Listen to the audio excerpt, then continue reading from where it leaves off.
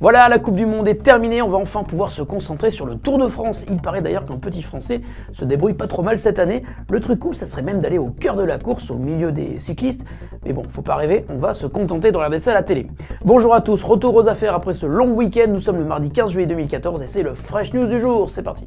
This is funky fresh. This is funky fresh. Pick up on the mustard pack and grab your double cheese and fries. Les PC ne sont pas très en forme, c'est principalement dû à la belle progression des tablettes au sein des foyers. Et comme si ça ne suffisait pas à énerver Microsoft, Google vient de marcher sur ses plates-bandes avec les Chromebooks. La guerre entre Windows et Chrome OS est donc plus que jamais d'actualité. Après avoir produit il y a quelques mois une vidéo où Microsoft expliquait que les Chromebooks ne sont pas de vrais PC, la firme de Satya Nadella a décidé d'employer la même stratégie que Google, tout miser sur le prix.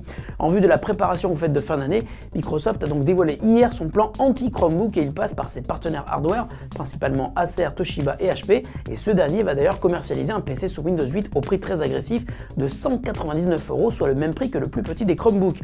Rien à filtrer sur le type de PC qui sera vendu à ce prix psychologique, mais Microsoft a indiqué être très intéressé par le marché du low-cost et ne pas vouloir laisser sa place à qui que ce soit sur un secteur que la marque connaît par cœur. À suivre.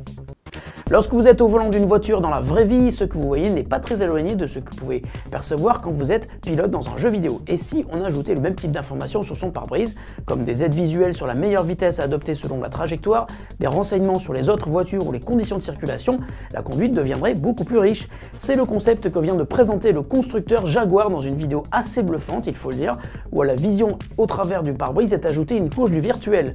On se croirait dans un jeu vidéo et tout ce que l'on voit est fait pour assister le conducteur. Même si cela semble bien réel et donne très envie de le tester, il va cependant falloir attendre encore un peu. La vidéo représente un concept sur lequel le constructeur est en train de travailler avec ses partenaires techniques et celui-ci nous indique que la technologie pourrait arriver d'ici 10 ans dans ces voitures. Ça promet, mais il faut attendre. 2 ans après la première version bêta et 7 mois après la version finale sur Android, Ingress est arrivé sur iOS. Ingress est un jeu en réalité augmentée développé par Niantic Labs, une division de Google qui a notamment produit les Google Glass. Je ne sais pas si vous connaissez. Le concept de Ingress est simple, vous êtes plongé dans une aventure qui mélange virtuel et réel au sein de votre ville. Vous devez trouver la réponse à une énigme autour d'une mystérieuse énergie découverte par des scientifiques. Après avoir choisi votre camp, entre Illuminés qui veulent s'emparer de cette source d'énergie ou la Résistance qui souhaite protéger l'humanité, vous progressez en collectant des objets qui vous aideront à avancer plus rapidement dans l'aventure. Le jeu vous demande ainsi des efforts physiques puisque vous devez réellement chercher dans les rues de votre ville, smartphone en main. Vous pourrez par exemple découvrir des portails dans des lieux publics comme des parcs et même si les gens autour de vous vous prendront sûrement pour un fou, vous verrez, on devient vite accro. Et attention, si une personne vous regarde bizarrement, il s'agit peut-être d'un adversaire dans le jeu. Tous les joueurs, quelle que soit leur plateforme, vont pouvoir partager la même expérience qu'ils soient sur iOS ou Android puisque le jeu est crossplay. Ingress est gratuit, dispose sur Android et désormais sur iOS et c'est notre appli coup de cœur du jour. Et la question du jour nous vient de Sébastien qui est un grand fan de l'émission et de nos t-shirts et qui aimerait bien savoir quel est le meilleur logiciel de conversion de musique pour Windows. Merci Sébastien. Alors on va te conseiller 3 applications assez sympas.